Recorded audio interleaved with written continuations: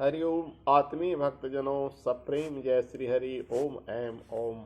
आज का प्रसंग है, इस संसार के अज्ञानी पुरुष भोगों के सुख का कारण समझकर उसमें आसक्त होकर उन्हें भोगने की चेष्टा करते हैं। परिणाम में महान दुखों की प्राप्ति होती है। विषयी मनुष्यों को विषयों से आसक्ति बढ़ती है। आसक्ति से काम क्रोध आदि अनर्थों की उत्पत्ति होती है। फिर उन मनुष्यों में भांति भांति के दुर्गुण दुराचार प्रविष्ट होकर उन्हें पतन के रास्ते में ले जाते हैं। विषय भोग के समय वे भोगों का सुख का कारण अज्ञानवश ही समझते हैं। वह भोग आसक्ति ही इंद्रियों की शक्ति पतन करके महान कष्ट देती है। भोगे हुए विषय प्रारब्धवश यदि उनसे दूर हो जाते हैं तो वह शोक मनाता है, रोता है, चिल्लाता है और दुख मनाता है जब उसके कोई प्रिय पात्र की पराभव होता है। जिसने आसक्ति छोड़ दी है, जिसका भोगों से वैराग्य हो गया है और जो आसक्ति रहित अंतःकरण वाला है, जो परम आनंद को प्राप्त करता है, जो इंद्रियों के भोगों को सुख मानने वाला है, उसे ध्यान जनित सुख नहीं मिल सकता है। उसे कभी ध्यान लग ही नहीं सकता है, क्योंकि मन चंचल है और वह विषयों की ओर प्रवृत्त होता है।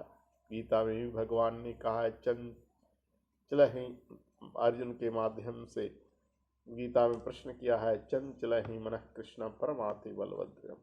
हे कृष्ण, यह मन बड़ा ही चंचल है। तो भगवान ने उसका समाधान भी दिया है कि हे अर्जुन, अभ्यास और वैराग के द्वारा इसे बस में किया जा सकता है। इसलिए ध्यान जनित सुख तभी मिलता है जब उसे मनुष्य अपने को वश में करता है और वैराग का सुख बढ़ाता है।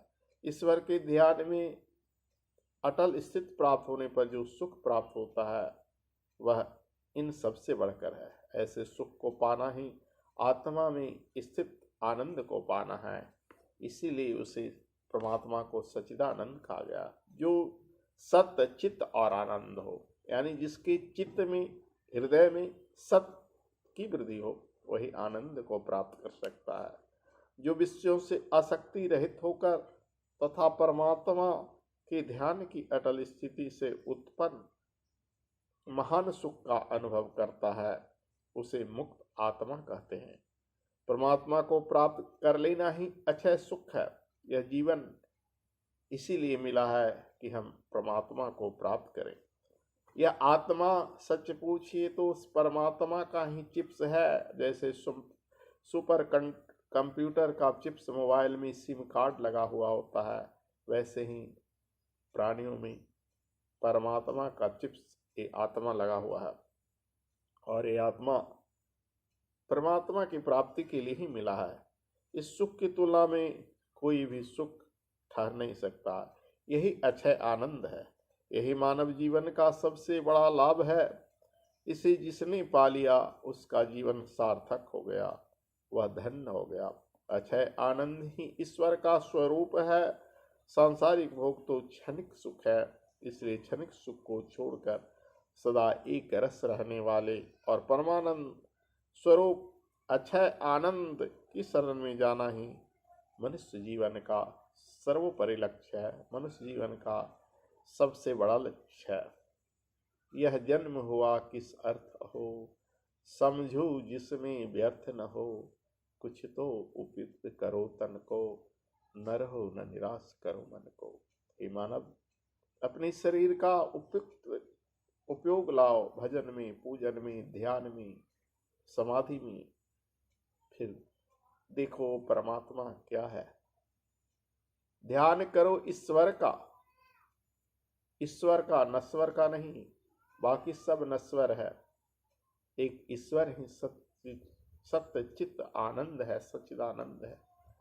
जो उससे जुड़ जाता है वह संसार में वापस नहीं आता है, वह परमात्मा का हो जाता है, परमात्मा स्वरूप हो जाता है। जय श्री हरि।